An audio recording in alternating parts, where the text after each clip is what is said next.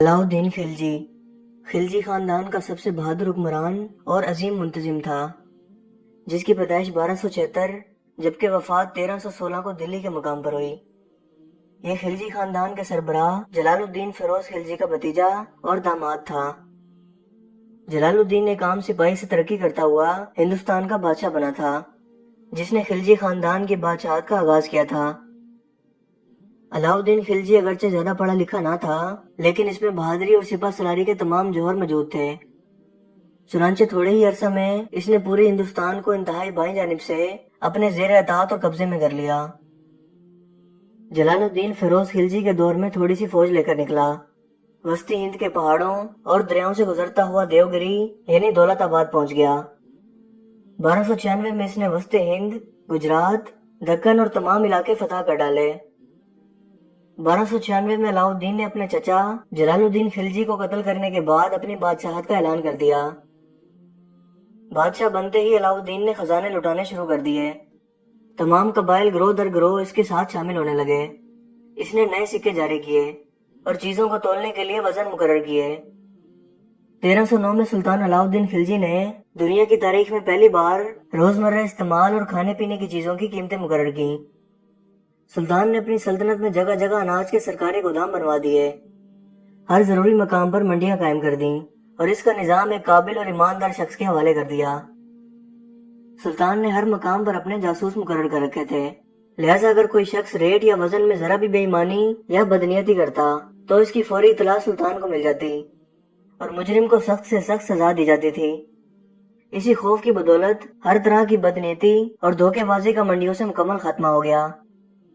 मुरखीन के मुताबिक सुल्तान के इस इक़दाम ने पूरे हिंदुस्तान को एक फलाही रियासत में तब्दील कर दिया था। जिस वक्त अलाउद्दीन खिलजी ने हुकूमत संभाली थी, इस वक्त हिंदुस्तान कई रियासतों में बटा हुआ था। सुल्तान ने इन्हें इकट्ठा किया और एक बहुत बड़ी फौज की बुनियाद रखी। इन फौजियों के लिए सस्ते राशन का इंतजाम किया गया। इनकी बेहतरीन तनख्वाहें मुकर्रर की गईं ताकि वो घर बार और बच्चों की फिक्र से आजाद होकर फौज में अपनी खिदमात सर अंजाम दे सकें। दोस्तों, सुल्तान का सबसे अहम कारनामा तातारियों या मंगोलों के खिलाफ जंग थी। मंगोल इस वक्त की निहायत वहशी और खतरनाक कौम थी, जो इस वक्त दुनिया को तबाह करने पर निकली हुई थी। ये लोग जहां भी जाते वहां खूब खून खराबा करते, हर तरह के कल्चर और तामीरात को तबाह कर डालते, तमाम खजाने और मालो मता लूट लेते, आदमियों को बेदर्दी से कत्ल करके इनकी खोपड़ियों के मीनार तामीर करते, औरतों को कैदी बनाकर अपने साथ ले जाते, गर्ज के तमाम इलाके को तहस नहस करके रख देते। इसकी सबसे अच्छी मिसाल 1258 में हलाकू खान का बगदाद पर हमला था। बगदाद इस वक्त इस्लामी हुकूमत का दारुल खिलाफा था। यह इस्लामी गोल्डन एज का वक्त था। यहाँ हमला करके हलाकू खान ने खूब तबाही मचाई और खून खराबा किया। मुसलमानों की तमाम लाइब्रेरियों में मौजूद किताबें निकाल निकाल कर दरिया और नदियों में बहा दी। यहाँ तक कि इन कीमती किताबों की स्याही से दरिया के पानी का रंग काला हो गया था। तमाम इस्लामी तामीरात तबाह कर दी। इतने लोगों को कत्ल किया कि कई हफ्तों तक बगदाद की सड़कें खून से बहती रहीं। इसी तरह की एक और मिसाल मंगोल कौम का चीन पर हमला था, जिस दौरान उन्होंने 45% चीनियों की नस्ल को खत्म करके रख दिया। लिहाजा ये वो वक्त था जब पूरी दुनिया मंगोल कौम के आगे घुटने टेक रही थी। लेकिन जब इन्हीं मंगोलों ने हिंदुस्तान पर हमला किया तो मर्द मुजाहिद सुल्तान अलाउद्दीन खिलजी ने इतनी बहादुरी और मर्दानगी से इनका मुकाबला किया कि इन्हें दोबारा कभी सुल्तान के दौरे हुकूमत में हिंदुस्तान पर हमला करने की जुर्रत न हुई। सुल्तान ने मंगोलों को 4 मरतबा शिकस्त दी, जबकि 1 मरतबा मुकाबला बराबरी का रहा। सुल्तान के दौर में मुख्तलिफ बगावतें भी बुलंद हुई, जिसे इन्होंने अपनी मंसूबाबंदी और अक्लमंदी से कुचल दिया। सुल्तान ने शाहराहों और सड़कों की हिफाजत का पक्का इंतजाम कर दिया। अवाम की इखलाकी इस्लाह के लिए तमाम बुरी रसूमात बंद कर दी। शराब की सख्ती से ममानियत थी और इसे बेचना नाकाबिले माफी जुर्म था। सुल्तान अलाउद्दीन खिलजी सजाएं देने में भी मशहूर थे। ये वो पहले शख्स थे जिन्होंने हिंदुस्तान में राशन का निहायत कामयाब इंतजाम किया। इनके दौर में ना तो किसी चीज की कीमत में कमी हुई और ना ही किसी चीज की कीमत में 1 पाई का इजाफा हुआ। जब राशन बंदी हुई तो शाही महल के लिए भी हर चीज बाजार के मुकर्रर करदा रेट पर ही जाया करती थी। दोस्तों, सुल्तान की जिंदगी से जुड़ा एक मशहूर किस्सा रानी पद्मावती का है। ये सुनल देव, जो आज के दौर का श्रीलंका है, कि राजा गंधर्वा की एक निहायत खूबसूरत बेटी थी। इसे पाबंदियों में रखा जाता था।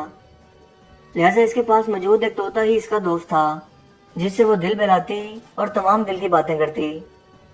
ये तोता पद्मावती को मुख्तलिफ कहानियां सुनाता।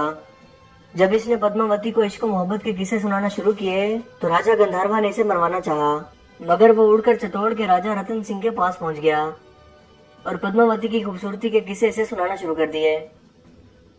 राजा रतन सिंह पद्मावती की खूबसूरती के किस्से सुनकर इस पर आशिक हो गया और इसे हासिल करने के लिए सनल देव या श्रीलंका पहुंच गया और आखिरकार इससे शादी कर ली। राजा रतन सिंह के दरबार में एक म्यूजिशियन जिसका नाम रघु चैन था। इसको रतन सिंह ने इस शक की बुनियाद पर दरबार से निकाल दिया कि वो काला जादू करता है। रघु चैन दरबार से निकाले जाने के बाद दिल्ली रवाना हुआ, जहां इस वक्त अलाउद्दीन खिलजी की हुकूमत थी। यहाँ इसने अलाउद्दीन खिलजी को पद्मावती की खूबसूरती के किस्से सुना सुनाकर चित्तौड़ किले पर हमले के लिए उकसाया। लिहाजा सुल्तान ने इस किले पर हमले का मंसूबा बनाया और इसका मुहावजा कर लिया। इस दौरान इसने इस शर्त पर हमला न करने का वादा किया कि अगर इसे एक बार आईने में पद्मावती का दीदार करवा दिया जाए। लिहाजा ऐसा ही किया गया। जब सुल्तान ने पद्मावती को आईने के बगैर नजर उठाकर देखना चाहा तो फौरन पर्दा गिरा दिया गया, जिस पर सुल्तान को बेइज्जती महसूस हुई और वो नाराजगी का इजहार करते हुए वापस चला गया।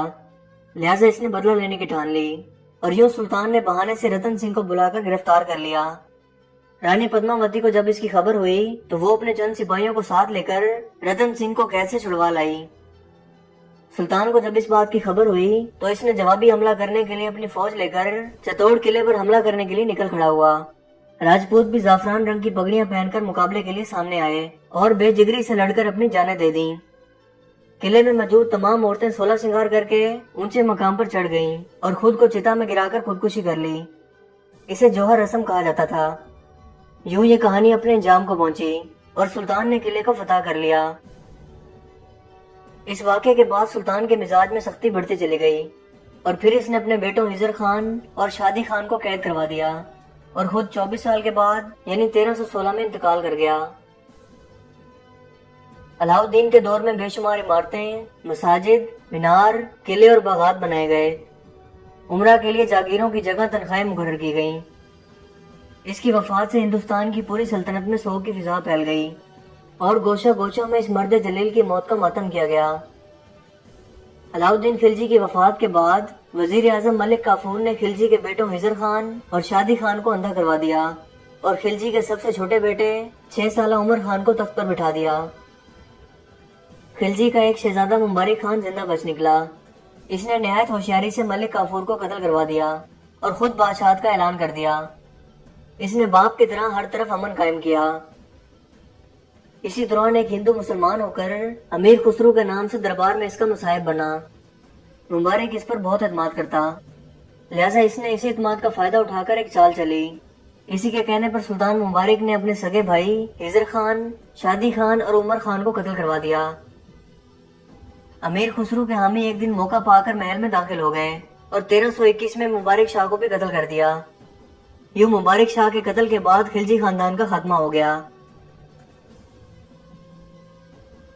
दोस्तों, आज हिंदुस्तानी मीडिया और चंद नाम नहाद फिल्म मेकर्स सुल्तान अलाउद्दीन को एंटी इंडियन या हिंदुस्तान से ताल्लुक न रखने वाला कहकर मनफी प्रोपेगेंडा कर रहे हैं, जिससे शायद ऐसा शख्स तो धोखे में आ सकता है जिसे तारीख का कोई इल्म न हो या जिसने पहली बार सुल्तान अलाउद्दीन खिलजी का नाम सुना हो।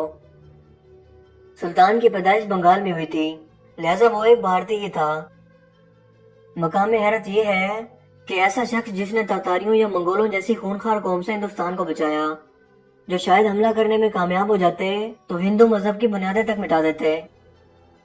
ऐसे शख्स के खिलाफ अवाम को गुमराह करके फिल्मों के अंदर अयाश, औरतों का रसिया और धोखेबाज शख्स दिखाकर तारीख को मस्क करने की कोशिश की जा रही है।